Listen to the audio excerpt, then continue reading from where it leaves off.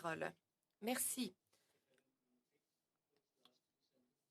Surintendant, nous allons vraiment souligner ce que vous venez de dire, les deux dernières phrases, et c'est le point central de notre séance de ce soir. J'aimerais vous parler de la crise d'endettement des marchés émergents, donc une crise de la dette souveraine dans différents pays en développement en Afrique, en Amérique latine, peut-être même en Asie. Vous connaissez bien l'histoire, les emprunts COVID,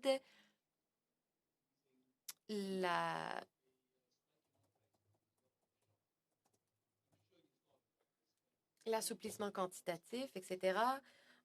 Que pensez-vous que cela aura comme effet au Canada et même en Amérique du Nord au sens large? J'ai plusieurs choses à dire.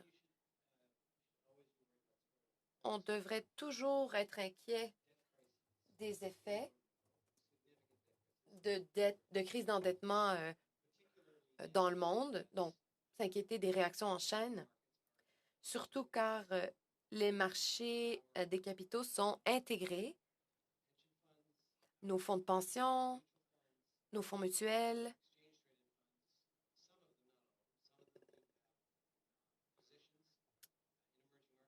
ont, sont présents dans certains marchés émergents et cela, ils pourraient accuser des pertes.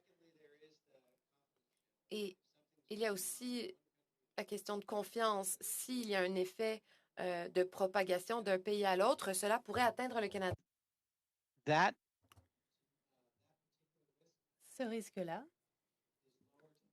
est plus bas aujourd'hui qu'il ne l'a été il y a 15 ans grâce à toutes ces sauvegardes en capital qu'on a apportées au Canada. On a apporté beaucoup plus de capitaux dans notre système. Et donc, mondialement, ça a été de même. Pourquoi est-ce que c'est important? Disons que le Canada n'est pas très exposé à certains marchés émergents qui sont en difficulté. Mais nos banques pourraient quand même avoir un problème si certains acteurs de notre marché financier seront exposés à ces difficultés.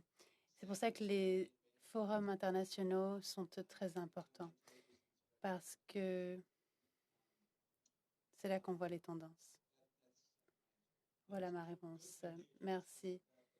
Bon, des fois, il y a un bon contagion et mauvais. Merci.